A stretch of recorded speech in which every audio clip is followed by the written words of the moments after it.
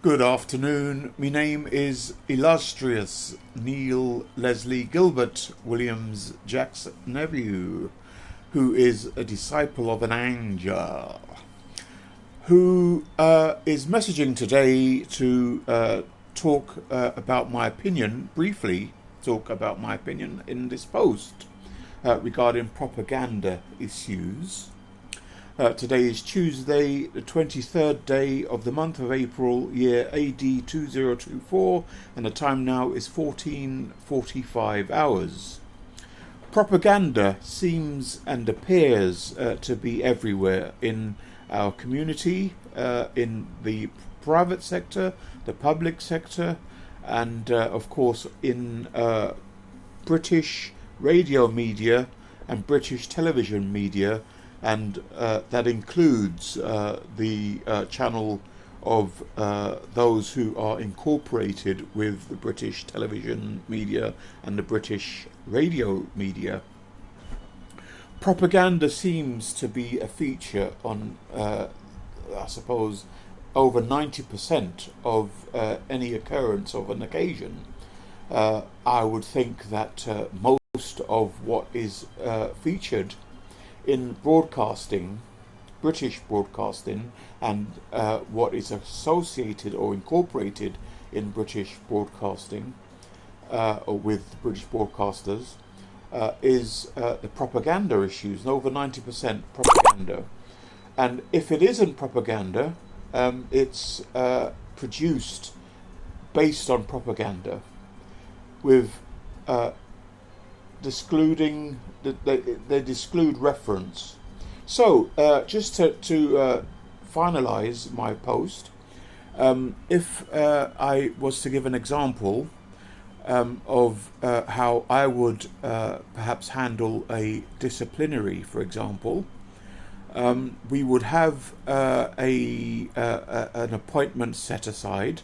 The subject may be with suspension, or they would be with a warning, which would be formally given at a disciplinary type thing. But to summarise this, the process would be about disciplining a named reason for the disciplinary. So that could be, for example, misconduct. So effectively, that would be the subject of the disciplinary, and of course the reason for the disciplinary isn't because I or management would ask for it or appoint it. It would be because the misconduct, which is defined in, say, for example, employment law, which is already written, determines that the person has committed misconduct. That would be the same for anything. For example, propaganda, as the topic of this post. The reason for me stating propaganda is due to the definition, the defining meaning of propaganda, which effectively describes what I've listened to and what I've witnessed on the British media, in society, in the community, in public sector places and in private sector places. So effectively, that is the reason for my post. How have you found? This is to the people who receive this message, the followers and those who receive my post. How would you describe my post? Would you say that it is true or false? Would you say it is incoherent or not? Perhaps you can make your reference incorporating remark, and perhaps the reference incorporating would define why I'm say, for example, incoherent. How long does incoherence last? Is it a temporary condition? Is it a permanent condition, much like a person named at birth, or something else? So effectively, that is my post. And finally, I would like the UK Supreme Court to calibrate this, to be a calibrator.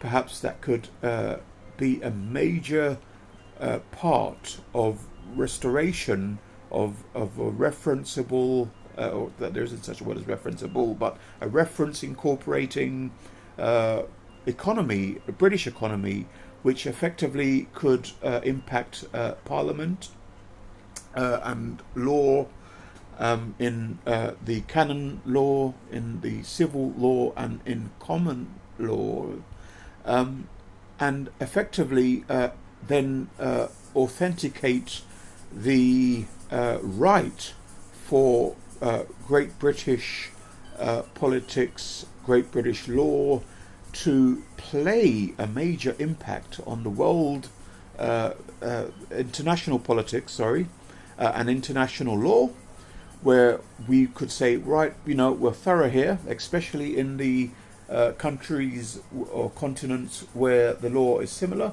For example, if there is a death penalty in another country, perhaps the British should refrain from involving one's administration. But in non-death penalty type countries, perhaps one can play a leading major role. With, of course, justice incorporating the handlement, the processing of propaganda type issues. So, as I say, will be asking for the UK Supreme Court to be a calibrator.